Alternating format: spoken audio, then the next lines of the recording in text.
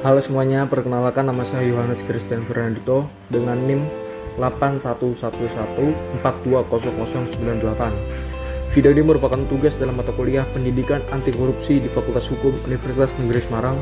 Dengan dosen pengampu dalam mata kuliah ini adalah Ibu Anis Widiawati, SHMH. Dalam video kali ini saya akan membahas apa sih korupsi itu. Namun sebelum masuk ke situ, saya akan membahas lebih dulu latar belakang dan mengapa budaya korupsi Indonesia ini terus berulang. Latar belakang, Transparansi Internasional merupakan sebuah organisasi non-pemerintah yang banyak berusaha untuk mendorong pemberantasan korupsi. Organisasi ini menempatkan Indonesia sebagai salah satu negara paling korup di dunia dengan nilai indeks persepsi korupsi atau IPK tahun 2005 adalah 2,2. Sebagai catatan, nilai 0 dalam indeks ini merupakan sangat korup dan nilai 10 sangat bersih. Nah, Indonesia sendiri jatuh pada urutan ke-137 dari 159 negara yang disurvei. Korupsi tampaknya telah menjadi budaya yang mendarah daging di negeri kita ini. Sebagai negara yang menggunakan adat dan budaya ketimuran yang sangat menjunjung tinggi nilai-nilai moralitas dan kejujuran, sangat miris rasanya bila mengetahui bahwa negara ini menempati posisi kedua sebagai negara terkorup di Asia Pasifik menurut survei The World Justice Project. Lantas apa itu korupsi? Korupsi dalam bahasa Latin corruptio bermakna busuk, rusak, menggoyahkan, memutar balik, dan menyogok. Secara harfiah, korupsi adalah perilaku pejabat publik, baik politisi maupun pegawai negeri, yang secara tidak wajar dan tidak legal memperkaya diri atau memperkaya mereka yang dekat dengannya dengan menyalahgunakan kekuasaan yang telah dipercayakan kepada mereka. Menurut Kamus Besar Bahasa Indonesia, korupsi adalah penyelewengan atau penyalahgunaan uang negara, baik itu perusahaan, organisasi, yayasan, dan sebagainya, untuk keuntungan pribadi ataupun kelompok mereka. Sedangkan menurut hukum di Indonesia, korupsi adalah perbuatan melawan hukum dengan maksud memperkaya diri sendiri atau orang lain, baik perorangan maupun korporasi yang dapat merugikan keuangan negara atau perekonomian negara. Lantas apa itu perilaku koruptif? Perilaku koruptif adalah segala sesuatu yang berhubungan dengan sikap, tindakan, pola pikir, dan pengetahuan seseorang atau sekelompok orang yang secara sadar maupun tidak sadar menjebak dirinya dalam membuat keputusan yang menghasilkan kegiatan korupsi. Sebagian dari kita mungkin beranggapan bahwa korupsi hanya dapat dilakukan oleh para penguasa yang memiliki jabatan. Namun tanpa kita sadari, terkadang di dalam kehidupan sehari-hari kita melakukan perilaku koruptif. Seperti contohnya, kita memberi uang damai saat ditilang polisi. Ada juga contoh sepele seperti ngaret, karena korupsi bukan cuma dalam wujud uang, melainkan juga waktu. Disadari atau enggak, ketika ngaret, kita turut menguras waktu orang lain karena menunggu. Lantas mengapa korupsi dapat tumbuh subur di Indonesia? Ada banyak penyebabnya, ada faktor internal dan eksternal. Untuk faktor internal merupakan penyebab korupsi yang datang dari pribadi seseorang. Hal ini biasanya ditandai dengan adanya sifat manusia yang dibagi menjadi dua aspek, yaitu berdasarkan aspek perilaku individu, ada sifat tamak atau rakus. Sifat tamak atau rakus merupakan sifat manusia yang merasa selalu kurang dengan apa yang telah dimilikinya. Yang kedua, ada moral yang kurang kuat. Orang yang tidak memiliki moral yang kuat tentunya akan mudah tergoda melakukan perbuatan korupsi. Yang ketiga, ada gaya hidup yang konsumtif. Gaya hidup menjadi salah satu penyebab korupsi yang disebabkan oleh faktor eksternal. Bila seseorang memiliki gaya hidup yang konsumtif dan pendapat yang lebih kecil dari konsumsinya tersebut, maka hal ini dapat menjadi penyebab korupsi. Yang D, berdasarkan aspek sosial. Berdasarkan aspek sosial bisa menyebabkan seseorang melakukan tindak korupsi. Hal ini bisa terjadi karena dorongan dan dukungan dari keluarga, walaupun sifat pribadi seseorang tersebut tidak ingin melakukannya. 2. Faktor eksternal.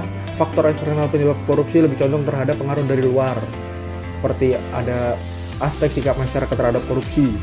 Penyebab korupsi dalam aspek ini adalah ketika nilai-nilai dalam masyarakat kondusif untuk terjadinya korupsi. Masyarakat tidak menyadari bahwa yang paling rugi atau korban utama ketika adanya korupsi adalah mereka sendiri. Selain itu, masyarakat juga kurang menyadari kalau mereka sedang terlibat korupsi. Untuk itu diperlukan adanya sosialisasi dan edukasi tentang kesadaran dalam menanggapi korupsi ini bagi masyarakat. Kedua, ada aspek ekonomi. Aspek ekonomi hampir mirip dengan perilaku konsumtif pada faktor internal. Bedanya di sini lebih ditekankan kepada pendapatan seseorang, bukan kepada sifat konsumtifnya. Aspek organisasi. Dalam aspek organisasi, penyebab korupsi bisa terjadi karena beberapa hal, seperti kurang adanya keteladanan kepemimpinan, tidak adanya kultur organisasi yang benar, kurang memadainya sistem, serta kelemahan sistem pengendalian manajemen dan lemahnya pengawasan. Yang ketiga, ada faktor dari hukum atau peraturan itu sendiri. Undang-undang Pemberantasan Tindak Korupsi dinilai kurang efektif untuk melakukan pemiskinan koruptor. Ini karena dalam UU tersebut masih ada peluang koruptor mengelak dari kesalahan. UU korupsi hanya memiliki cakupan yang terbatas sehingga berakibat pada proses pemberian pidana yang kurang dapat maksimal. UU korupsi telah menyebut perampasan aset dapat diganti dengan pidana subsidiar, dapat memungkinkan koruptor memiliki pilihan untuk menghindari hartanya dirampas oleh negara. Koruptor lebih baik menjalankan pidana subsidiar untuk menghindari perampasan aset. Memberantas korupsi menggunakan semata-mata UU Tipikor belum cukup membuat para koruptor menjadi jera. UU Tipikor lebih mengutamakan aspek penjatuhan pidana penjara, yang seharusnya pengembalian aset yang dikorupsi memiliki bobot yang lebih penting. Aspek penegak hukum, jangankan memberantas korupsi, bahkan mencegah korupsi, daur pun penegak hukum terseok-seok. Buktinya dapat kita lihat begitu banyak kasus-kasus korupsi baru terus bermunculan dalam skala yang makin masif saja. Instansi penegak hukum yang ada di Indonesia saat ini justru gagal dalam melakukan penuntasan kasus-kasus korupsi. Masih banyaknya pelaku tindak pidana korupsi berasal dari jajaran pemerintah, pemerintah daerah, DPR, DPRD, hingga aparat penegak hukum. Pencegahan dan pemberantasan korupsi di Indonesia saat ini didasarkan pada Undang-Undang Nomor 31 Tahun 99, Junto Undang-Undang Nomor 20 Tahun 2001 tentang tindak pidana korupsi. Dengan demikian, pada prinsipnya pencegahan dan pemberantasan korupsi telah menjadi komitmen bangsa Indonesia. Komitmen ini ditunjukkan dengan penyelenggaraan pemberantasan tindak pidana korupsi secara represif dengan menegakkan undang-undang tindak pidana korupsi serta dengan membentuk suatu lembaga secara khusus yang diadakan untuk mencegah dan memberantas korupsi, yaitu Komisi Pemberantasan Korupsi atau KPK. Upaya pemberantasan korupsi pun sudah dilakukan sejak lama dengan menggunakan berbagai cara. Sanksi terhadap pelaku korupsi sudah diperberat, namun kita masih membaca atau mendengar adanya berita mengenai korupsi. Lantas solusinya?